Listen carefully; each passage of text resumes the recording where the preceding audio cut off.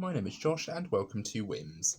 And today's video I'm going to be doing a double feature as part of my Bridge to Halloween series on both The Wizard of Oz and Return to Oz, its sequel, because it kind of had a good majority of those films had the majority of the vote, sort of like a 63 and 54 split kind of when I actually released the poll yesterday. So I'm going to be doing a double feature for the first Wizard of Oz and its sequel, Return to Oz. So The Wizard of Oz came out in 1939 and it was directed by Victor Fleming, who also had a bit of a hit the previous year with his film Gone with the Wind, the Civil War epic Gone with the Wind. So he's created not just one classic film that's been highly regarded as a cinematic masterpiece, but also two with Gone with the Wind. So The Wizard of Oz follows the story of a girl by the name of Dorothy Gale who lives in Kansas. She has a very simple life, but she wants more, and when a tornado hits her house, she gets a bump on the head and she is whisked away to this magical world where munchkins have very high-pitched voices, scarecrows, tin men, and lions can talk, a lion's cowardly, and a bunch of monkeys can have wings and now fly. And this is where I think this film is very interesting to me, because this film is, like I said, an icon of cinema. It's literally been referenced time and time and time again. There's so many songs in this film that literally are so memorable. Somewhere Over the Rainbow, Ding Dong, The Witch is Dead, If I Only Had a Brain, Heart, The Nerve, and all these other ones. And I feel like it's a really brilliant piece of filmmaking, but it's also just a very simple story of a girl wanting to find her way home.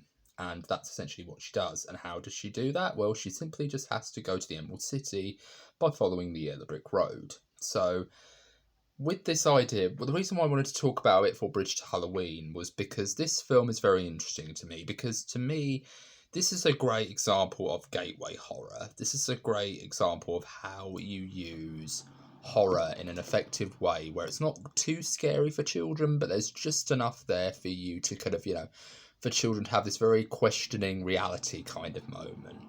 And the parts where I think this works is during the scenes where Dorothy is with the Scarecrow and the Cowardly Lion and the Tin Man, and they get, ambushed by the flying monkeys and they go and kidnap her. And there's a shot during that scene where the flying monkeys are hopping up and down on the Scarecrow, and he's just screaming, and he says things like, "Oh, they took my legs off and they threw them over there. They took my waist off and they threw them over there." And it's like he effectively has been disemboweled. He's technically been torn to pieces.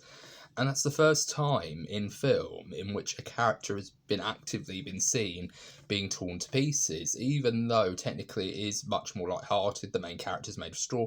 It makes you think to yourself, wait, can the Scarecrow die if they're torn to pieces and all those things? So there's all sorts of things in this film that the children can look at and say, wow, that's actually really disturbing if you think about it on a more deeper level.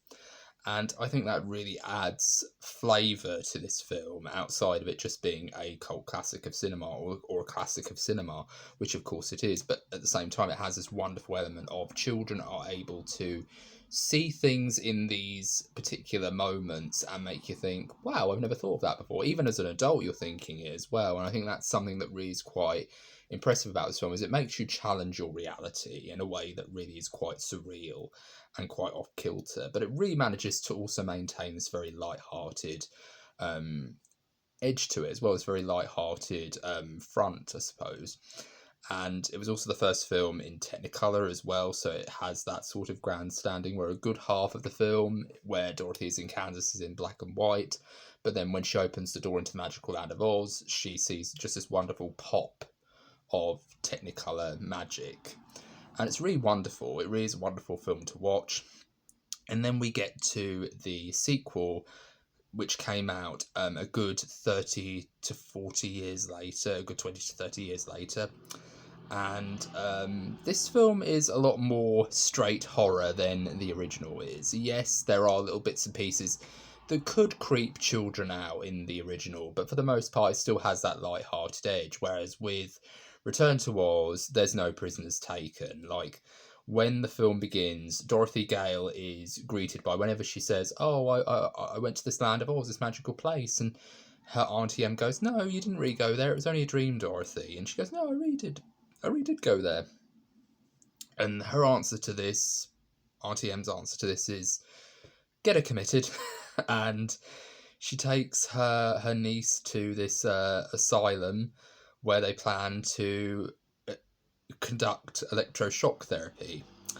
And I thought to myself, yeah, this is no place for the child. Someone get her out of there, please. Like, that's really horrible.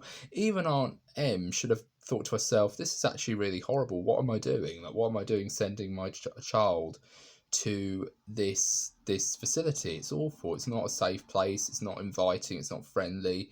It's just very cold, dark, and desolate. And there's this really haunting shot where she's being taken to the operating room, Dorothy, and she literally just there's this very kind of locked down shot of just the sort of the sort of head nurse or the matron, I guess, with sort of like this black dress and these sort of jagged shoulder pads, walking down the hallway, and the doctor like pushing the gurney. It's just them staring at the camera, and it feels like the sort of shot from a silent German expressionist film, like The Cabinet of Dr. Caligari, like those sorts of weird shots where they do kind of show very graphic, very kind of disturbing, very kind of still images. And it kind of has a little bit of Carnival of Souls in there as well. So there's little references to cinema there as well. But it is very chilling. And Dorothy does go to Oz eventually through the help of another child who's a patient at the asylum. And she escapes via the river. And when she returns to Oz, she finds that it's a completely different place than when she last went there. It's much more desolate, it's much more cold, dark, and lonely.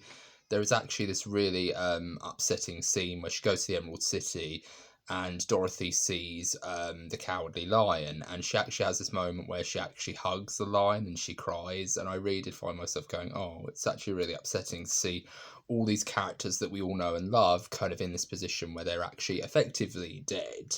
Yes, they say they're turned to stone, and there is that option that, oh yeah, they're going to be fine in the end.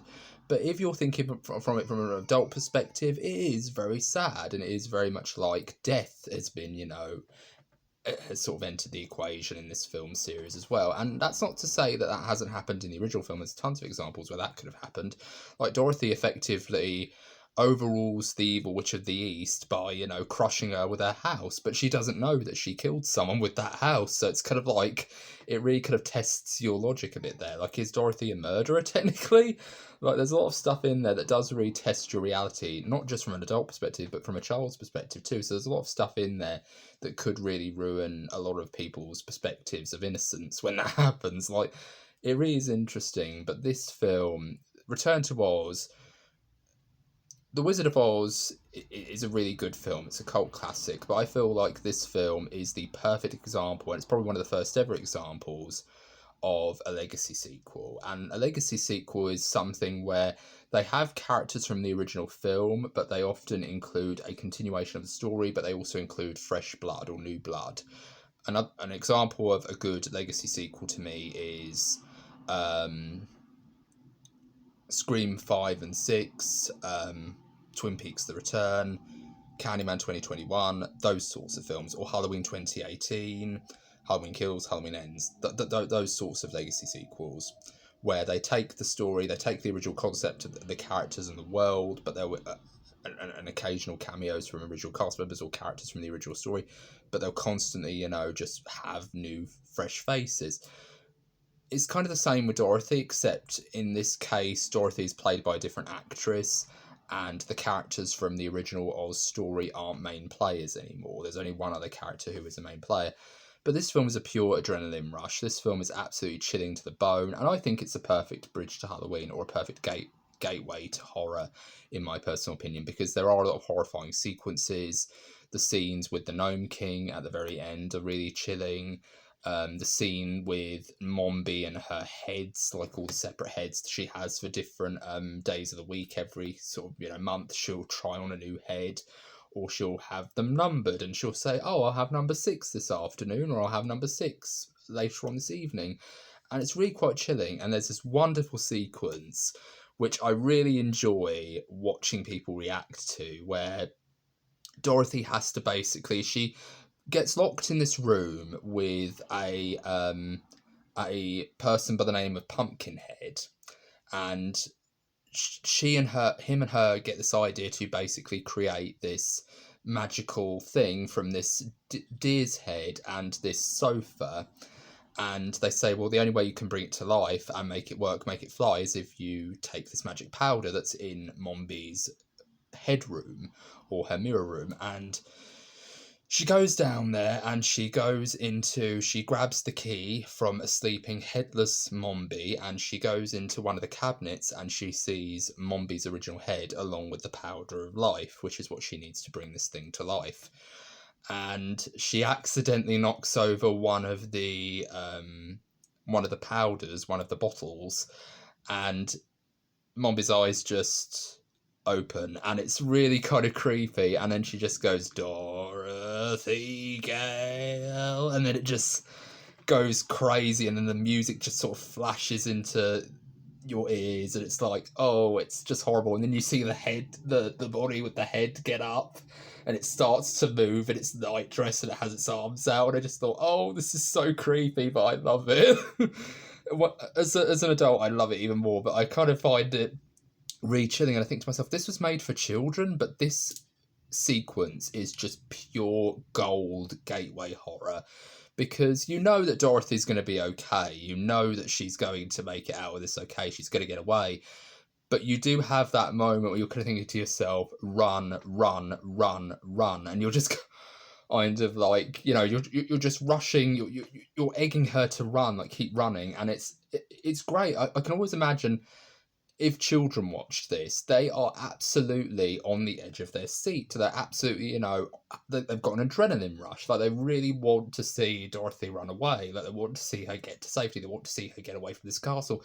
And that's the power of good, effective horror, is it gives you that adrenaline rush. It gives you that boost of, you want to see these characters overcome this peril. And that's the power of really good, effective scares in horror, and good, effective gateway horror, is it's giving you enough to make you feel like, okay, you've gone through something, and you feel a little bit tougher afterwards. You feel like, oh yeah, we got through that together, we survived. And then when you get older, you watch films like Halloween, and then you watch films like Friday the 13th, or A Nightmare on Elm Street, or Child's Play.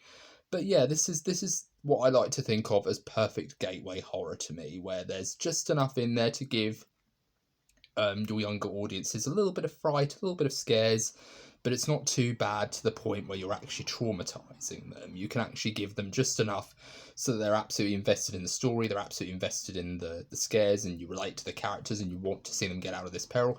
But it's not too scary to the point where you're actually traumatizing them. But I don't want to actually say it's not too scary enough to the point where you're traumatizing them, because you can usually test when a child can handle, you know, really scary scenes in films, or how scary should a scene be before it actually, you know, traumatizes someone, or if they can actually get through it and be just fine. And that can often depend on the child, depending on the child of who you show this to. And I think that's a very important thing to measure when it comes to stuff like this, that you always have to err on the side of caution, because you don't want to accidentally traumatize the child that you're showing this to. So it's one of those things where you do have to kind of play that, you know, that very steady measuring of, you know, how they're going to react to it, kind of thing. And it really is an interesting idea. But I absolutely love these films. They're probably one of the films that I watch the most during Halloween, and I really do find them perfect gateway Halloween films. So that's all I have to say about this. This has been Josh with Whims, and let me know in the comments what you think of these two films. What are your favourite parts, and what do you find to be your target gateway horror film when you're thinking about, you know, horror films and children? Like, what do you think is your perfect gateway horror film? Let me know down in the comments. And what did you think of these films overall? Did you watch them as children? Did you, you know, discover them later and show them to your children or to your niece and nephews? Let me know your stories down in the comments, and I hope you're all doing very well. This has been Josh with Whims.